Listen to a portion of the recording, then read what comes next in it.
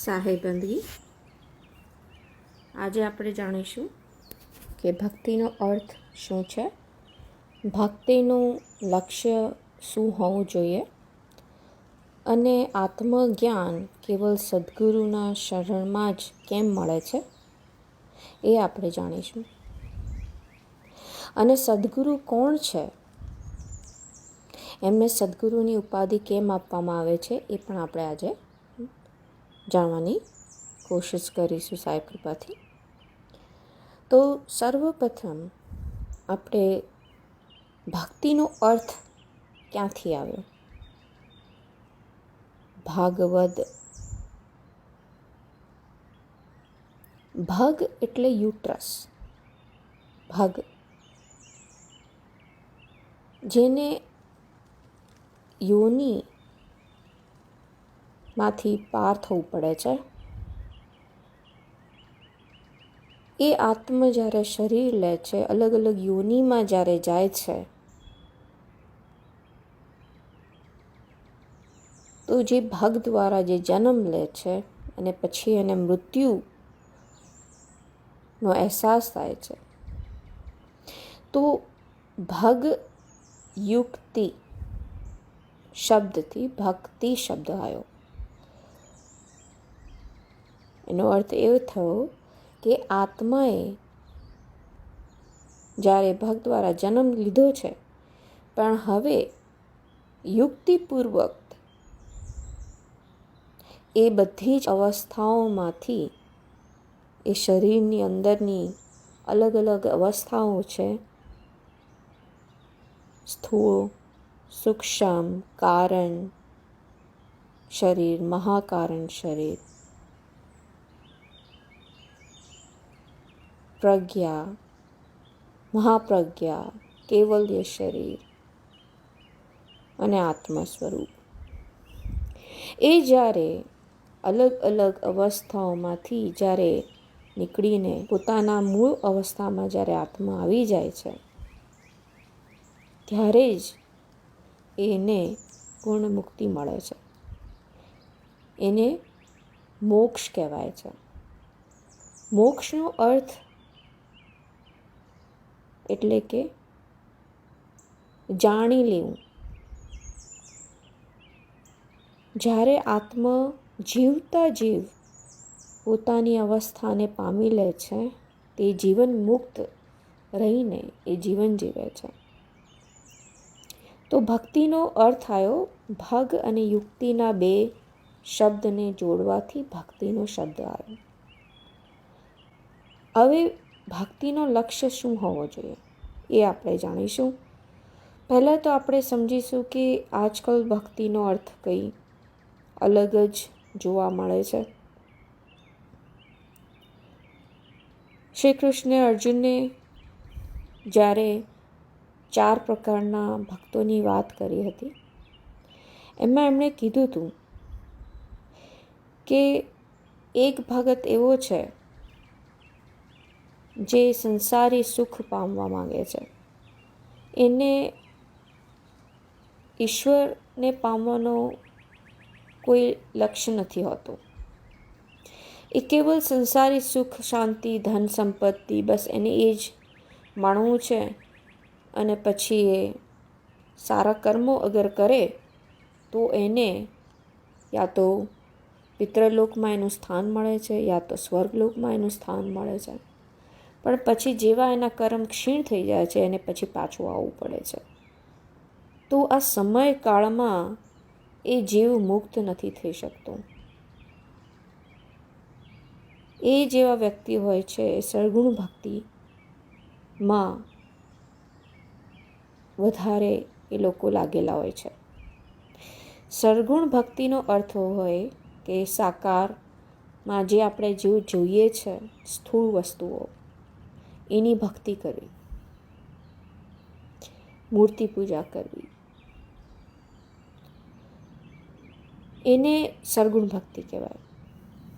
જે સાકારી ભક્તિ કરે છે એને સર્ગુણ ભક્તિ કહેવાય છે. હવે સળગુણ ભક્તિ કરવી એ ખોટી નથી. એનાથી તમને સારા કર્મ તમને આવડી ગયું કે કેવી રીતે ભગવાનને ભજવા.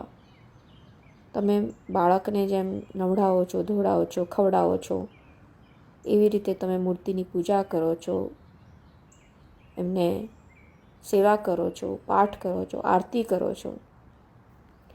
હવે તમને એનું પૂજા કરતાં આવડી ગયું, એનું ધ્યાન કરતાં આવડી ગયું, એના સ્વરૂપની મૂર્તિની તમે સ્થૂળ ભક્તિ કરી લીધી.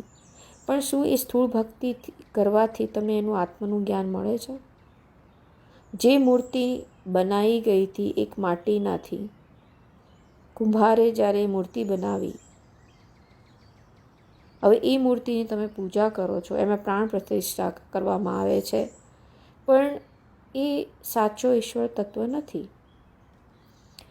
પણ એ બી ખરાબ નથી, એ ખોટું નથી. પણ હવે તમારે આગળ વધવાનું છે. જેમ કે તમે કિન્ડરગાર્ટનમાં જાઓ છો, ભણો છો, શીખી લીધું ને તમે બાળ વિદ્યામાં. જ્યારે તમે સ્કૂલમાં જાઓ છો ત્યારે તમે કક્કા બારખડી શીખી લીધી. હવે શું એ જ ઘૂંટ્યા કરો છો? એના માટે તમે પછી આગળ ધોરણમાં જાઓ છો, પછી સ્કૂલ, પ્રી સ્કૂલ, પછી મિડ સ્કૂલ, પછી હાઈ સ્કૂલ પછી કોલેજ પછી જે માસ્ટર્સ કરી રહ્યા છે એ પછી આગળ વધે છે અને પછી PhD કરે છે, ડોક્ટરેટની ડિગ્રી પામે છે. તો તમે અગર તમારો પોતાનો આ રીતે વિકાસ કરી રહ્યા છો, તો પછી ઈશ્વરની ભક્તિમાં પણ એ જ પ્રકારે વિકાસ કરવાનો છે તમારો. તો જે લોકો સરગુણથી જે આગળ વધી ગયા છે, જે ભક્ત, એ નિરાકારની ભક્તિ કરે છે. આપણે પહેલાં એ વાત આપણે બાજુ પર કરીએ. પહેલાં આપણે 4 ભગતની જે વાત કરી રહ્યા હતા એનું આપણે કમ્પ્લીટ કરીએ. તો એક પ્રકારનો ભક્ત કેવલ સંસારી સુખ પામવા માટેની કોશિશ કરી રહ્યો છે. એને કેવલ સુખ શાંતિ જોઈએ છે, ધન સંપત્તિ જોઈએ છે, અને પછી એ બસ એનું કાર્ય પૂરું કરી, થોડી આરતી કરી લીધી, પૂજા કરી દીધી, બસ એનું કાર્ય પૂરું કરી દે છે. પછી આખા જીવનમાં, મતલબ એના કાર્યમાં દિવસે એ કેટલી વાર જૂઠું બોલે છે, કેટલી વાર એ કોઈને પાછળ ખરાબ વસ્તુ બોલે છે. તો જેટલી એણે પૂજા કરી હતી, જેટલી એણે ભક્તિ કરી હતી, એ શૂન્ય થઈ જાય છે. પણ કોઈક વખતે સારા કર્મો પણ કરી લે છે, થોડું દાન પુણ્ય કરી લે છે, એટલે એના કર્મ થોડા સુધરે છે, પછી પાછા બગાડી દે છે. એને ખબર નથી પડતી કે કર્મો પલ આપણે કર્મ કરી રહ્યા છે. જ્યારે કર્મોથી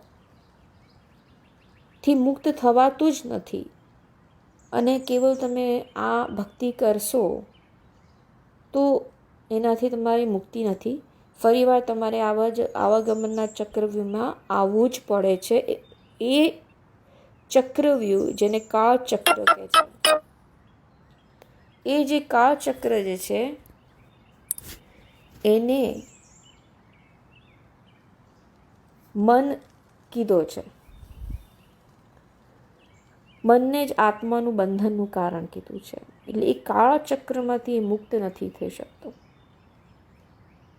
બીજા પ્રકારનો ભક્ત એવો છે જે રોગી અને પીડિત છે. એ જે ભક્ત હોય છે, આખા જીવનમાં એણે કાંઈ કર્યું નહીં, એણે જલસા કર્યા, એના સારા કર્મો હતા ત્યાં સુધી એણે ભોગવિલાસ કરી. પછી અંત સમયે જ્યારે એના કર્મ ક્ષીણ થવા માંડે છે, ત્યારે રોગથી ઘેરાઈ જાય છે. અને પછી જ્યારે કોઈક એવો સારો વ્યક્તિ એને સંગતમાં આવે છે અને કહે છે કે તું હવે થોડી પૂજા કરી લે, થોડા ભગવાનનું નામ જપી લે, ત્યારે થોડો ઈશ્વરને યાદ કરે છે, તો એનું લક્ષ્ય શું છે? એનું લક્ષ્ય કેવલ એને પીડાથી મુક્ત થવું છે. બસ આ જીવનથી મુક્ત થવું છે. એનું આગળ કોઈ લક્ષ્ય નથી. એને આખું જીવન પશુ સમાન જીવ્યો. કોઈ દિવસ એણે દીવાબત્તી નથી કર્યા, ક્લબોમાં ગયા, દારૂ પીધું, મોજ કરી, ગર્લફ્રેન્ડ બનાવી, બોયફ્રેન્ડ બનાવ્યા, મૂવી જોવા ગયા. આ બધું તમે સંસારી જીવન જીવો, પણ સાથે સાથે હવે તમારું એક લક્ષ્ય બનાવીને રાખો છો તો તમે કરી શકો છો. પણ એનો મતલબ એ નથી કે તમે આના માટે ભક્તિ કરવાના રસ્તા પર જે ચડ્યા હોય છે એ ખોટા રસ્તા પર ચડ્યા હોય છે. મારો અર્થ એ છે કે તમે સંસારમાં રહો છો, થોડી સોશિયલ અગર તમે જાઓ છો, કોઈને મળો છો, પાર્ટીમાં ગયા, પણ જ્યાં સુધી તમારી લિમિટમાં રહો છો, તમે દારૂ નથી પીતા, નશો નથી કરતા, માંસ નથી ખાતા, સાત્વિક જીવન જીવો છો અને તમારું વ્યવહારિક જીવન જે તમારે જે કરવાનું છે એ કાર્ય કરતાં કરતાં ભક્તિ કરો છો, તો એવા વ્યક્તિને આગળ પછી સારો રસ્તો મળી જાય છે.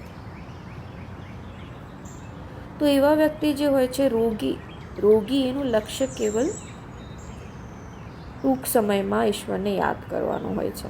આગળ એનું કોઈ લક્ષ્ય નથી હોતું. પછી જ્યારે એનું મૃત્યુ થાય છે, પછી એના કર્મ પ્રમાણે એને શરીર મળે છે. ત્રીજા પ્રકારનો ભક્ત હોય છે એ રજસ, જેને માન સન્માન જોઈએ છે. એને કશું જ નથી જોતું. એને બસ એને ઈશ્વરથી કોઈ લેવા દેવા નથી. એને માન સન્માન પામવું છે કે હું જ ભગત છું. દાન પુણ્ય કરશે તો બી દેખાડો કરીને કરશે, ભોજન કરાવશે તો બી દેખાડો કરશે. કોઈ જગ્યાએ સંસ્થામાં જઈને એને કોઈ દાન પુણ્ય કર્યું હશે તો નામ લખાવડાવશે મોટા મોટા અક્ષરથી પ્લેટોમાં, ફલાણાએ આટલાનું દાન કર્યું. આજકાલ તો મીડિયામાં જોવા મળે છે કે કોઈ રસ્તામાં જતાં કોઈને દાન કરે છે તો એનો પાછો વિડીયો લઈને વાયરલ કરે છે કે જો આ કેવો ભલો વ્યક્તિ છે જે લોકોની આંખો. ત્રીજા વ્યક્તિએ એનો વિડીયો લીધો બરાબર છે, પણ પોતે પાછા એમના ભાઈબંધ યા ફ્રેન્ડના એનાથી પાછો વિડીયો લેશે અને પછી એનો વાયરલ કરાવશે કે હું કેવો દાન કરું છું, કે હું કેવી રીતે દાન કરું છું. તમે દાન કરો તો તમારી આત્માના કલ્યાણ માટે કરો ને. એમાં દેખાડો કેમ કરવાની જરૂર છે? તો આવા પ્રકારના જે વ્યક્તિઓ છે એને ઈશ્વરને કોઈ લેવા દેવા નથી. બસ ખાલી માન સન્માન એને જોઈએ છે કે હું જ મોટો ભક્ત છું. ચોથા પ્રકારનો જે ભક્ત હોય છે એ બહુ રેર હોય છે. એને કરોડો જન્મોના પુણ્યથી એવો એનો સમય આવે છે જ્યારે એને સદ્બુદ્ધિ આવે છે અને એ વ્યક્તિ એ ઈશ્વરને પામવા માટે પૂરી કોશિશ કરી લે છે. એ આત્માના જ્ઞાન તરફ વળે છે, સંતોના સત્સંગમાં જાય છે અને જેટલા ધર્મો હશે એનું બી એ અધ્યયન કરે છે. ઓપન માઇન્ડથી એ બધું જ સાંભળે છે, કારણ કે એને ઈશ્વરને જાણવું છે. શ્રી કૃષ્ણ અર્જુનને કહે છે મને આમ તો બધા જ ભક્તો વાલા છે, પણ જે જિજ્ઞાસુ જીવ છે એ મારો સૌથી વહાલો ભક્ત છે, કારણ કે મને પામવા માટે એ બધું જ કોશિશ કરે છે. અને એ જીવને જ્યારે રસ્તો મળી જાય છે એ પલમાં એને પરમાત્માનું તત્વ મળી જાય છે. એવા જે જીવ હોય છે એમને પૂર્ણ સંત સદ્ગુરુના શરણાગતમાં એમને આત્માનું જ્ઞાન મળે છે અને એ જીવન મુક્ત થઈને જીવે છે અને જ્યારે એનો અંત ઘડી આવે છે ત્યારે મોક્ષ પામે છે. તો આવા 4 પ્રકારના ભક્ત આ સંસારમાં જોવા મળે છે. તો આત્મા ને આ ભક્તિ કરવાની કોઈ જરૂર નથી. આત્માને બસ આ શરીરથી અને મનથી મુક્ત થવાનું છે. એના માટે યુક્તિપૂર્વક એને આ યોનિમાંથી નીકળવાનું છે. એને ભગ યુક્તિ કહી. એ ભગ યુક્તિ દ્વારા આત્મા જ્યારે પોતાના મૂળ અવસ્થામાં જ્યારે આવી જાય છે ત્યારે એ મુક્ત થાય છે. તો ભક્તિનો લક્ષ્ય હોવો જોઈએ પોતાની આત્માને જાણવું અને ઈશ્વર તત્વને જાણવું. મનનું બંધન, મન અને આત્માનું જે બંધન છે એના વિશે જાણવું કે આત્માને મન કેમ ભરમાવે છે, આ મનની રચના કેમ થઈ. મનની રચના જે કહે છે એને અશુદ્ધ અવસ્થા કહી છે. જે મનની અશુદ્ધ અવસ્થા છે, કારણ કે મનના ગુણ છે કામ, ક્રોધ, મોહ, અહંકાર, એના ગુણ છે. મનનું કામ છે ઈચ્છા કરવી. જ્યારે ઈચ્છા પૂરી નથી થતી તો ત્યાં સુધી એનું અશુદ્ધ મન એને એવા કર્મો કરાવે છે, સારા ખોટા એનું ધ્યાન નથી રહેતું અને ઈચ્છા પૂરી કરવા માટે વારંવાર એને જન્મ લેવા પડે છે. તો આ મન, જેને સંતોએ કાળ કીધો છે, કારણ કે કાળ એટલે સમય, કારણ કે આત્માનું બંધનનું કારણ જ કાળ છે, સમય છે. મન જ ના હોત તો આત્માને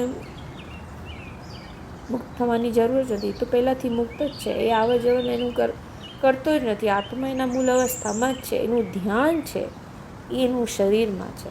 એટલા માટે એ પોતાને શરીર માને છે, કારણ કે આત્માનું ધ્યાન એ શરીર છે.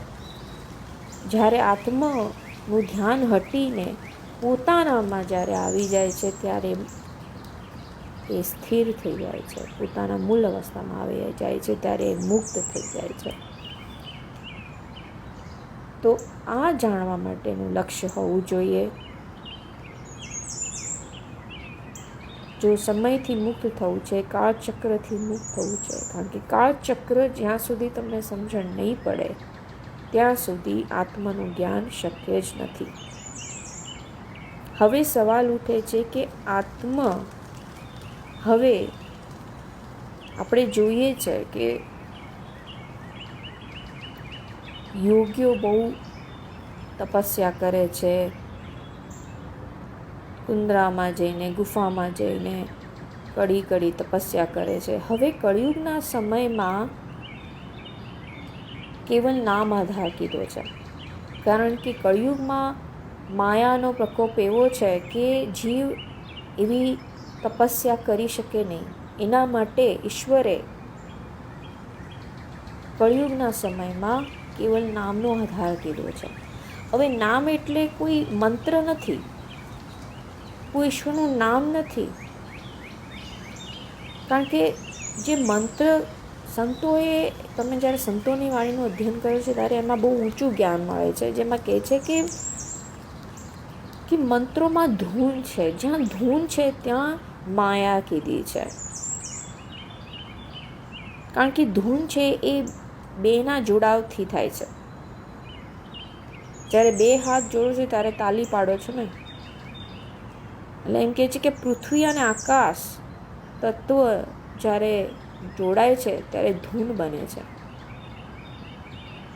જે શરીરમાંથી જે તમે મંત્ર બોલો છો એ બ્રહ્માંડમાં જ્યારે જાય છે તો એ ધૂનાત્મિક જે કીધી છે એને માયા કીધી છે સંતોએ. એટલે ઓમ, સત, જ્યોતિ, નિરંજન અને નિરંકાર, આ ધૂનાત્મિક મંત્રો કીધા છે. આપણે જોઈએ છે કોઈ બી મંત્ર બોલીએ છીએ એની પાછળ ઓમ લગાવે છે. ઓમ એ નિરાકારનો મંત્ર કીધો છે, પણ સંતોએ તો એની આગળની અવસ્થા કીધી છે. સદગુણ અને નિર્ગુણ, નિરાકારથી આગળની અવસ્થા કીધી છે. કારણ કે નિરાકાર જે અવસ્થા છે એને નેતિ કહીને વેદોએ છોડી દીધું છે. કારણ કે જ્યારે યોગી અલગ અલગ અવસ્થામાં જ્યારે ધ્યાન કરે છે, એમ કહે છે કે 3 લોક સુધી નિરાકારની અવસ્થા છે. અને જ્યારે ઈશ્વર તત્વને જ્યારે પામી લે છે ત્યારે એને નિરાકારથી પરેની અવસ્થા કીધી છે. એટલે સરગુણ નિર્ગુણ ભક્તિથી ઉપર સંતોએ પરાભક્તિની વાત કરી છે. એ પરાભક્તિને સમજવાનું છે. આત્મા મનથી મુક્ત નથી થઈ શકતો જ્યાં સુધી એને પૂર્ણ સદગુરુ નથી મળતા. કારણ કે આ કળિયુગના સમયમાં આ જીવ માયાથી એટલો બધો ઘેરાયેલો છે કે એ એવી તપસ્યા કરી શકે જ નહીં. આપણે જાણીએ છીએ કે કથાઓમાં બી સાંભળીએ છીએ કે ફલાણા ઋષિએ બહુ તપસ્યા કરી અને પછી અપ્સરાએ આવીને એની તપસ્યા ભંગ કરી. કેવી રીતે ભંગ કરી? મનથી કરીને. મનમાં કામ વાસના જાગી એટલે એમને તપસ્યા ભંગ થઈ ગઈ. તો જ્યાં સુધી આત્મા મનથી જોડાયું છે ત્યાં સુધી એ મુક્ત નથી થઈ શકતો. અને સંતોએ કીધું છે કે જ્યારે આત્મા મનથી મુક્ત થાય છે ત્યારે જ એ આત્મા ઈશ્વરના તત્વમાં ભળી જાય છે. અને આ મનનો ભેદ કેવલ તમને સદગુરુની વાણીમાં જોવા મળશે. બધા ધર્મમાં તમે વાંચશો, એમાં ખાલી મન અને આત્માનું જ્ઞાન તો કીધું છે, પણ પૂર્ણ જ્ઞાન નથી જોવા મળતું જે સંતોની વાણીમાં જોવા મળે છે, સંત મતની વાણીમાં જોવા મળે છે. જે કબીર સાહેબજી સૌથી પહેલાં આવ્યા હતા, સૌપ્રથમ એમણે આ ગુપ્ત ભેદનું જ્ઞાન આપ્યું હતું. કારણ કે મન જ્યાં સુધી આત્મા સાથે જોડાયું છે ત્યાં સુધી આત્મા મુક્ત નથી થઈ શકતો. એટલે એવા સદગુરુના શરણાગત થઈ જાઓ જે તમને પૂર્ણ રીતે મનથી મુક્ત કરાવી શકે. જ્યારે તમારી અંદર સાર તત્વ એ ઈશ્વર તત્વ જ્યારે તમારી અંદર રૂપાંતર કરે છે ત્યારે તમારું મન અને આત્મા અલગ થઈ જાય છે. આ એવી પ્રક્રિયા છે, એ વાણીમાં નથી આવતી, એ લખવામાં નથી આવતી, એ શબ્દ ધુનાત્મિક નથી. જેને સાર નામ કહેવામાં આવે છે. સાર નામની પ્રક્રિયા એવી છે કે જ્યારે પૂર્ણ સદગુરુ એ ઈશ્વર તત્વમાં જ્યારે મળી જાય છે અને એ ઈશ્વરી તત્વ એમના ધ્યાન દ્વારા પોતાના શિષ્યમાં એ ઉતારે છે, એ પ્રક્રિયાને નામદાન કહેવામાં આવે છે અને એને સાર નામ કહેવામાં આવે છે. એ લખવામાં યા બોલવામાં નથી આવતું, કારણ કે આ ધ્યાન દ્વારા એ તત્વને ઉતારવામાં આવે છે. એને નામ દીક્ષા કહેવામાં આવે છે. એ 52 અક્ષરોથી પરે છે. એ સાર શબ્દ 52 અક્ષરોથી પરે છે. હવે કોઈક લોક સોહંગ કરે છે. સોહંગ એટલે તો શ્વાસ થઈ ગયો. એટલે સોહંગને બી કબીર સાહેબે મિથ્યા કીધું છે. કારણ કે આત્માને શ્વાસથી કોઈ લેવા દેવા નથી. જ્યારે આત્માનું ધ્યાન જ્યારે શરીરમાં આવે છે ત્યારે એ એનર્જી શ્વાસ બનીને 10 દિશાઓમાં જ્યારે ફરી જાય છે ત્યારે એ શ્વાસ બને છે. એ શ્વાસથી જ તો એને મુક્ત થવાનું છે. એટલે સોહંગ જે નામ આપીને જપે છે એને મિથ્યા કીધી છે. એટલે સોહંગ બી સાર શબ્દ નથી. જે ઘણા ભ્રમિત જ્ઞાન આપીને સોહંગનો જાપ કરાવે છે એને સોહંગનો જાપ કરવાનો બી મિથ્યા કીધું છે. એ સાર તત્વ બોલવામાં લખવામાં નથી આવતો. એ કેવલ ધ્યાન દ્વારા શિષ્યમાં ઉતારવામાં આવે છે. જ્યારે એ તત્વ તમારી અંદર ઉતરે છે ત્યારે તમારી આત્મા અને મન અલગ થઈ જાય છે. કારણ કે મનના ગુણ છે, જે મનની ઈચ્છા કરવાના જે ગુણ છે એ આત્મા હવે નકારે છે. કારણ કે પહેલાં આત્મા અને મન એક હતા, એટલે ખબર નથી પડતી, પણ જેવું એની અંદર સાર તત્વનો રૂપાંતર થાય છે ત્યારે મન અને આત્મા સમજવામાં આવે છે. આ સમજાવવું અઘરું છે, પણ અગર તમે આ તત્વને પામી લો છો ત્યારે આ જ્ઞાન બહુ જ ઇઝીલી સમજણ પડે છે. જો તમારે આગળના વિડીયો જાણવા હોય કે કયા મંત્રથી કયો તત્વ બન્યો, આત્માનું જે મૂળ જ્ઞાન છે એ કેવી રીતે આ સૃષ્ટિ બની, માયા કેવી રીતે આવી, માયામાં આત્મા કેવી રીતે ભરમાઈ, મન કીની રચના કેવી રીતે થઈ, ત્રણ લોકની સૃષ્ટિ કેવી રીતે બની, સમય ક્યાંથી આવ્યો, જો આ બધું જાણવું હોય તો સદગુરુની વાણીનું જ્ઞાન લો. એમની વેબસાઇટ છે મારા ગુરુજીની, સદગુરુની,